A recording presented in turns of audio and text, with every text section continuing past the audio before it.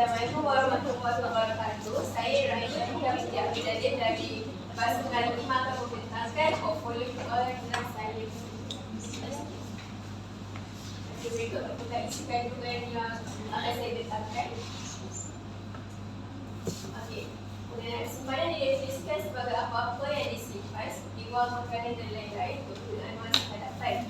Sebahagian wang yang disimpan daripada pendapatan untuk kegunaan kecemasan atau berdasarkan matlamat yang tercapai. Laburan perlu merupakan sesuatu yang dibeli dengan harapan akan mendapat keuntungan yang berlipat ganda. Melabur juga merupakan salah satu cara untuk meningkatkan potensi jumlah wang dalam utility. Matlamatnya adalah untuk membeli laburan pada harga rendah dan menjualnya pada harga yang tinggi. Okey, jenis-jenis laburan ada simpanan, hartanah, sekuriti pinjaman, unit amanah, saham, logam berharga dan forex. Yang mana semua jenis laburan ini mempunyai ada risiko rendah, bebas risiko dan risiko yang tinggi. Okey, dan sebagai matlamat saya dalam laburan ini adalah untuk pertumbuhan mengatasi inflasi dengan risiko perubahan sederhana tinggi, sederhana hingga besar. Seterusnya, saya juga telah bersedia untuk mengalami penurunan laburan dan risiko penurunan yang lebih tinggi sebagai pertukaran untuk mendapatkan pulangan yang lebih tinggi dari semasa ke semasa. Saya juga bersedia untuk mengalami pulangan dan kerugian yang tinggi. Oleh itu, saya telah mengambil keputusan untuk memilih laburan saham kerana saya bersedia menghadapi sebarang risiko berdasarkan penilaian yang dilaksanakan.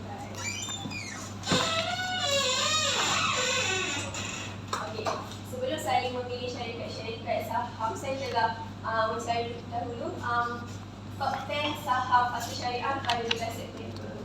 Dan saya akan memilih daripada syarikat ini. Okey, yang pertama saya memilih Kalmer. Kalmer tertumpu kepada pembuatan dan perdagangan berkaitan dengan buluh seperti lantai buluh, perabot dan pelbagai produk berasaskan buluh untuk pinjaman dan komersial. Pada Jun 2021, Kalmer meluaskan perniagaan pembinaan untuk memperbagaikan aliran perniagaan yang termasuk pembinaan bangunan, penyertaan awam dan aktiviti-aktiviti pembinaan yang lain. Pada Ogos 2021, Kalmer Medical International Sedia Berhad (AMI) atau syarikat Kalmer telah menceburi dalam pengedaran dan penjualan topeng muka pembedahan 4 lapis berbagai tinggi berjenama Open Mask. Jadi ini merupakan graf Kalmer lah. Okay, syarikat yang kedua ialah Destiny. Syarikat ini berkaitan dengan kejuruteraan masa padu dan memiliki kepentingan yang besar dalam bidang penerbangan dan pertahanan tenaga mobiliti dan marin. Destiny ini menawarkan perkhidmatan penerbangan dan pertahanan tenaga mobiliti dan marin di seluruh dunia kepada pelanggan tempatan dan antarabangsa. Destiny ini berupaya sebagai peringkat global dengan kemudahan dan pengoperasian di Asia, Australia, Timur Tengah dan Eropah. Ini merupakan graf dana saham. Seterusnya, syarikat Cita. Syarikat Cita yang telah wujud sejak tahun 1977 dan menjadi perniagaan keluarga berkonsep pakaian sukan pada tahun 1979. Syarikat ini telah mengembangkan portfolionya dengan memasuki bidang pakaian gaya hidup yang lebih leisure atau tidak formal. Cita telah mengeluarkan jenama seperti Cita Junior, Cita Ladies, C-Union, CTH Unlimited, C2 United, CTH Ladies dan Baby Cita. Syarikat ini juga mempunyai 2 lesen jenama antarabangsa iaitu jenama Ladybird iaitu pakaian untuk kanak-kanak dan GQ pakaian untuk lelaki. Ini merupakan tentang harga pasaran saham untuk Cita. Syarikat keempat ialah Miss Berhad. Pada tahun 1989, syarikat ini menemukan kepada pembinaan perniagaan dalam sektor penyediaan mesin, peralatan, bengkel, membaik kuliah dan perkhidmatan pengangkutan kepada pekerja. Pada tahun 1993, dia berdagang dalam bahan binaan, jentera baharu dan alat ganti jentera. Pada tahun 1993, perkhidmatan dalam sektor penjualan dan penyewaan mesin dan peralatan ringan, sederhana dan berat serta membaik mesin. Ia juga menawarkan pembelian, penyewaan dan perkhidmatan sebagai jenis peralatan baharu dan terpakai sebagai tiga pemilihan kepada pelanggan yang terdiri daripada pelbagai industri seperti pembinaan, pertanian, minyak dan gas, marin dan perindustrian. Seterusnya dengan graf untuk Miss Berhad. Okey. Saya telah pilih dua pelan yang mana pelan yang pertama adalah usam. Boleh. Tapi hari ni ada kelas Pelan yang pagi kedua sampai dibagi kepada petang tu baru syarikat adalah sebanyak sama rata. Akak. Pasal ini kelas ni nak ambilkan minggu punya pembintangan ni. Saya akan mendapat pelan saya dapat Agak nak datang tu. RM1,230.46 yang mana saya dapat untung sebanyak RM21,230. Seterusnya, dan bila RM25,000 saya lapor kepada pembintangan National berhadap akan mendapat kelas dekat rumah.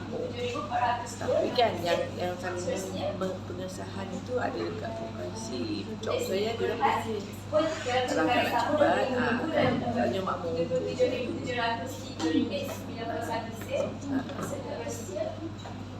Tak ngerasa prasekolah.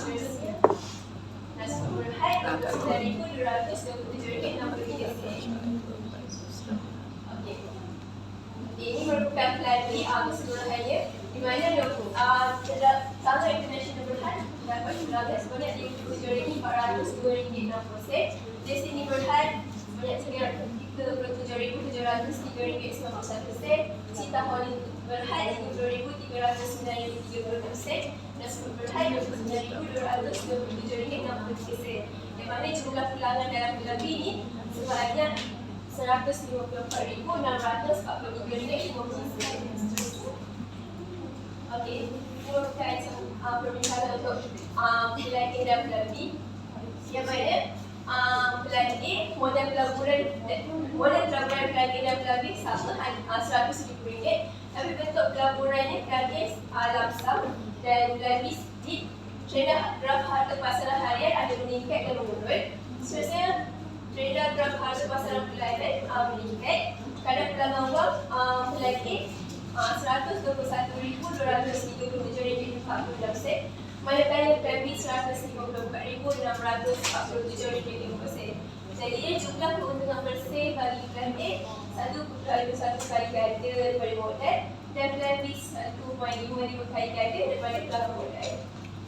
Jadi justifikasinya saya telah memilih pelan B untuk membuat pelaburan hal ini kerana sekiranya saya melabur 100% wang kepada satu syarikat sahaja, kebarangkalian saya mengalami mortgage adalah tinggi dan sekiranya salah satu syarikat daripada pelan B ini mengalami kerugian, saya masih menjadi baki wang di syarikat lain. Walaupun pemilihan pelaburan saham ini berisiko tinggi, tapi pulangan ini dapat diperoleh jika saya bijak memilih syarikat pelaburan berarti perusahaan saham. Jadi secara keseluruhannya, pelaburan saham ini mampu meningkatkan kekayaan kepada seseorang kerana mampu memiliki pulangan yang diperlukan. Itu sahaja. Okey,